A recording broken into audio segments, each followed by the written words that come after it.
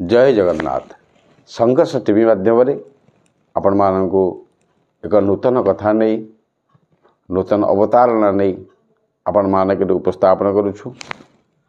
बेले बेले आमे माने हालिया हो पड़ू आ कार्य करने अग्रसर हुए ना, कारण मनटा टे क्लांत हो जाए। शरीर क्लांत हुए सत कि मन क्लांत हो जाए। आप एक सुंदर कथा आपण मान निकट अवतारणा कर। राजा आदेश देले किए केते काठ हानि पार। काठरिया मैंने आसी पहुँची गले। गोटे युवक थिला तांको भितरु जे प्रत्येक दिन 100टी गछ हानिला कुराहाड़ी माध्यम। राजा ताको पुरस्कृत कले एवं कहले आज तुम सबुदिन एमती गछ काट। गछ कटा चलला, प्रत्येक दिन गछ कटा है, किंतु दिनकू दिन गछ काटिबार जो ता प्रयास जारी थिला ता 100 रु 10 को आसी पहुँची गला। राजा पाखक कथा गला।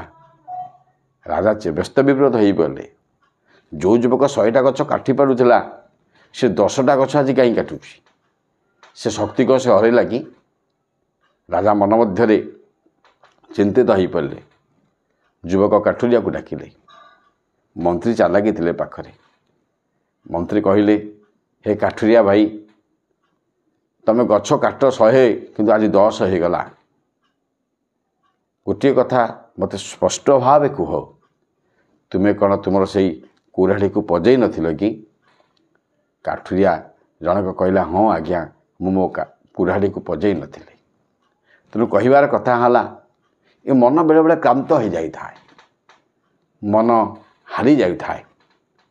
आउ ए विषादित मन को आह्लादित करने काठुरिया जेपरी भाव कुराड़ी को घसी घसी आउरी चिकन कला, धार कला, ठीक से परी ए मन को चिकन करिवार अछि, मन को धारुआ करिवार अछि।